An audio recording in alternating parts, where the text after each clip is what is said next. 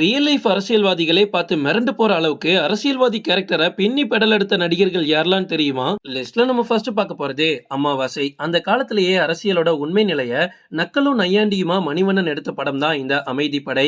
இதுல தேங்காய் சில்லுகளை பொறுக்கி தின்னக்கூடிய அமாவாசை இந்த கேரக்டர் எப்படி நாகராஜ சோழன் எம்எல்ஏ ஆகுது, ஆனதுக்கு அப்புறமா இந்த கேரக்டர் என்னெல்லாம் பண்ணுது அப்படின்றது தான் இந்த படத்தோட கதை. இந்த படம் ரிலீஸ் ஆகி இப்ப நிறைய வருஷங்கள் ஆகிடுச்சு. இருந்தாலுமே அரசியல்ல மத்தவங்களை நக்கல் பண்ணணும் நையாண்டி பண்ணணும் அப்படின்னா இந்த கேரக்டரை தான் நம்ம யூஸ் பண்ணிட்டு வரோம். லிஸ்ட்ல நம்ம எடுத்து பார்க்க போறது அரங்கநாதன். டைரக்டர் சங்கர் இயக்கத்துல அர்ஜுன் நடிச்ச முதல்வன் படம் உங்களுக்கு ஞாபகம் இருக்குல்ல? அரங்கநாதன் அப்படின்ற கேரக்டர்ல தன்னோட யதார்த்தமான நடிப்புல சும்மா மிரட்டி இருப்பாரு ரகுவரன். ரகுவரன் இந்த கேரக்டர்ல நடிச்சிருப்பாருன்னு சொல்றதை விட வாழ்ந்திருப்பாருன்னு சொல்லலாம். ஏன்னா இவரை தவிர இந்த கேரக்டரை யாராலையும் பக்காவா பண்ணிருக்க முடியாது. பேட்டியில கேட்கக்கூடிய கேள்விகளுக்கு என்ன பதில் சொல்றதுன்னு தெரியாம ஒரு நாள் முதலமைச்சர் அப்படின்ற கான்செப்டை கொண்டு வந்து சும்மா பட்டையை கிளப்பியிருப்பாரு இந்த சிஎம். இன்னைக்கு வரைக்குமே இந்த படத்துல வரக்கூடிய நிறைய டெம்ப்ளேட்டை நம்ம மீமா யூஸ் பண்ணிட்டு இருக்கோம். கேமராவை ஆஃப் பண்ணி. லிஸ்ட்ல நம்ம அடுத்து பார்க்க போறது வசந்தம். கண்டிப்பா கோ படம் வந்து எல்லாருக்குமே ஃபேவரட்டா இருக்கும். ஜீவா வந்து கோ மாதிரி இன்னொரு படம் நடிக்க மாட்டாரா அப்படின்னு அவரோட ஃபேன்ஸ் இன்னைக்குமே இயங்கிட்டு இருக்காங்க. மாணவர்கள் அரசியலுக்கு வர்றது எந்த அளவுக்கு முக்கியம் அப்படின்றத இந்த படம் அவ்வளவு தெளிவா சொல்லியிருக்கோம். பத்திரிகையும் சிறந்த அரசியல்வாதியும் ஒண்ணு சேர்ந்தா என்ன வேணாலும் செய்யலாம் அப்படின்றத இந்த படம் சொல்லியிருக்கோம். அரசியல் மாற்றத்தை லட்சியமா கொண்டு வரக்கூடிய மாணவனை கூட அரசியல் எப்படி அவனை தலைகீழா மாத்தும் அப்படின்றது தான் இந்த படத்தோட கதை.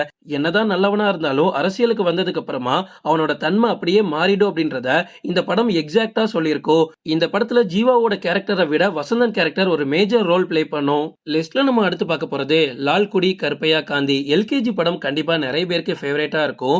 ஆர்ஜி பாலாஜி முதல்ல ஹீரோவா நடிச்ச படம் தான் இது. இந்த படத்துல இப்ப இருக்கக்கூடிய கரண்ட் அரசியலை எந்த அளவுக்கு காமெடியா சொல்ல முடியுமோ அந்த அளவுக்கு சொல்லியிருப்பாங்க.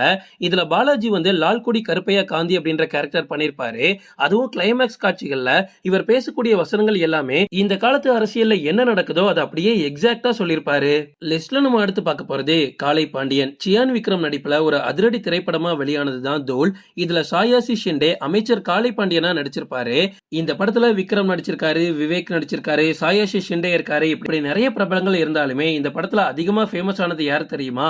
சொர்ணாக்கா தான். சொர்ணாக்கா அப்படின்ற ரவுடியோட உதவியோட ஆட்சியை பிடிக்கக்கூடிய இந்த காளை பாண்டியன் அந்த ரவுடிக்காகவும் தன்னோட பதவியை தக்க வைக்கிறதுக்காகவும் என்னெல்லாம் தில்லுமுள்ளு பண்றாரு அப்படின்றத ரொம்ப மாசாவும் சில சீன்ஸ்ல காமெடியாவும் காமிச்சிருப்பாங்க.